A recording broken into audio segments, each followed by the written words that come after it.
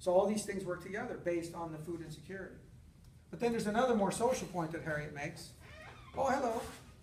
There's another more social point which Harriet makes, which is that it is quite plausible that being expected to provide for a family and you can't provide at a very basic level nutrition for your own family might lead the parents in the home to feel high levels of anxiety, high levels of stress, right? High levels of depression. What do you think is going to happen to a couple in a home with a couple of children who don't make enough to provide even the basic necessary food, sufficient food for their kids? What might happen to them as a couple? More conflict. Go. Oh, okay.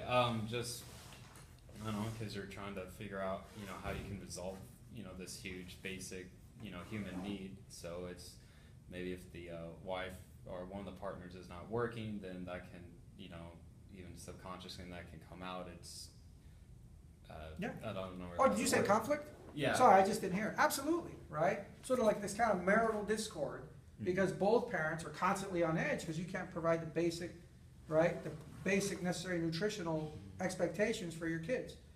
And so both parents fighting, both parents anxiety, depression, et cetera, so that we can make these linkages. And then, of course, here's another interesting, as we talked about last time with these pathways. And this is really, the chapter makes an interesting note about how nutritional value plays into this.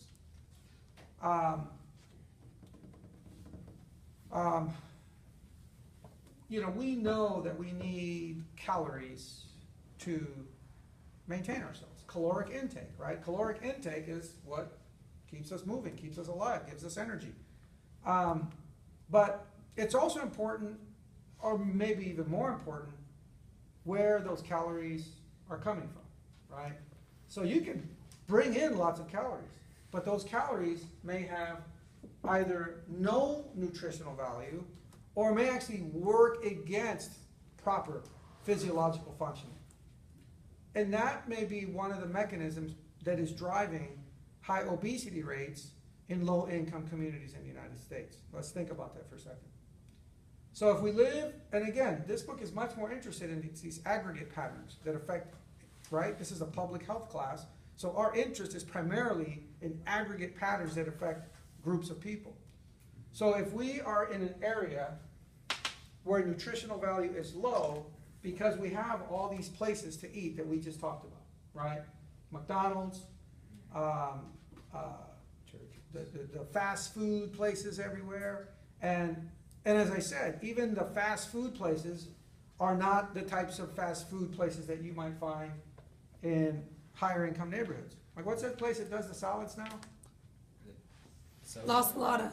There you go, girl. Look I at love you. it. What is it called? La Salada. La Salada. Okay, great place. You ever been to if you guys haven't gone to La Salada, check it out. But bring your fucking checkbook.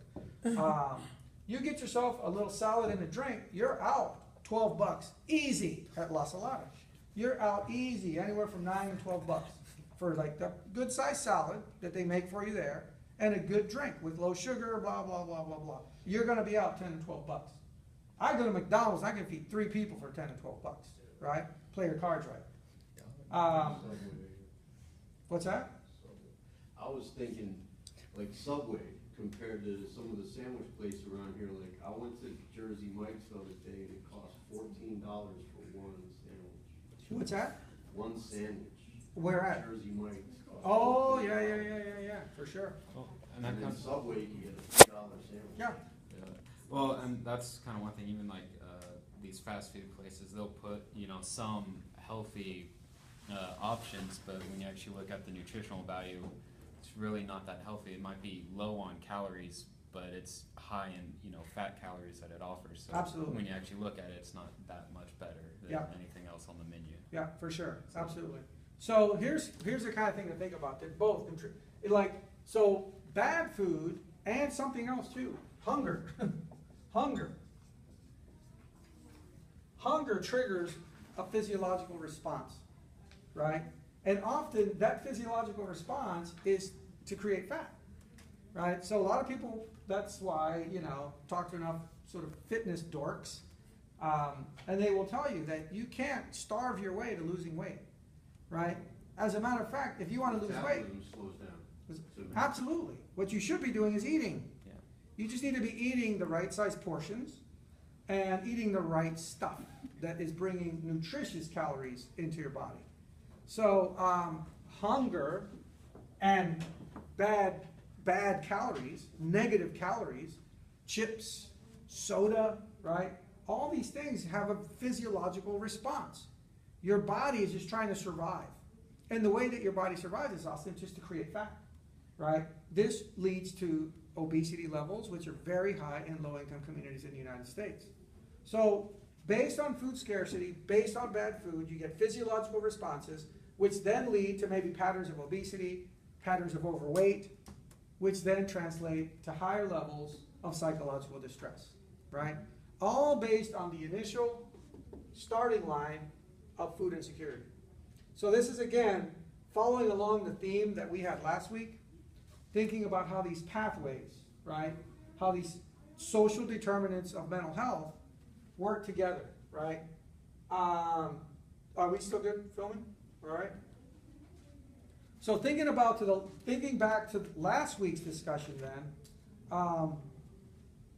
where may much of this be going on? Where may this food scarcity be more apparent in the United States? Border areas? What do you mean by border areas? Like where the lower people have lower incomes, like South Texas. Okay, interesting. Yeah, I think Mike said border areas, places along the border, places maybe we call them, parts of the valley, right? We do know that when we talk about obesity rates, Texas, I forgot the statistics, but if you look at the top 10 the top 10 cities in the United States with the highest prevalence of obesity, Texas has like 4 of them, right? We've got like 4 of them here, 4 out of 10. So 40% of the cities with the highest obesity rates are here in Texas. I forgot exactly which ones they are, but several of them are populated by highly Hispanic populations. Transient. What's that? Transient. A lot of Transient? I don't know about Yes. that. But I mean, Well, never mind. I don't know. You might be onto something, but I'm not sure. some from a different class. Okay, look at the figure 7.2, page 154. If you follow this thread too, it's getting us A, to what I'm talking about now, but B, to what happens in the next chapter. Food insecurity doesn't exist in a vacuum, right? Food insecurity, don't get me wrong. There are illnesses, there are mental health conditions related to food, caloric intake, things like bulimia, things like anorexia, which overwhelmingly affect who? Any ideas? Who is primarily affected by eating disorders like bulimia, anorexia? Females. Women, start off with women. And then when we get to issues of race, who is primarily impacted? Huh? White, Anglo females. And when we get to issues of socioeconomic status, high income, high educated white females tend to be more impacted by eating disorders like bulimia, anorexia, neurosa. Where you essentially, anorexia, I'm no expert, anorexia, where you are essentially starving yourself, right? Where you're essentially limiting practically all caloric intake and starving yourself little by little. But bulimia, more associated with gorging, eating, and then making yourself throw up what you have eaten.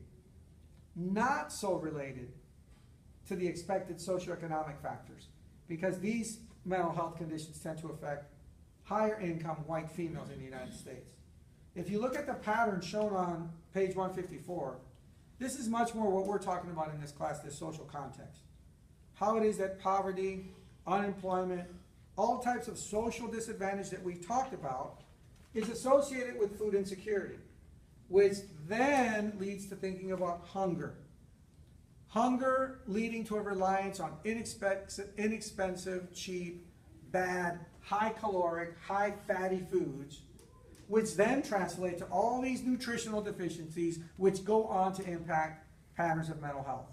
And that's what takes us, it takes us cleanly into the next chapter.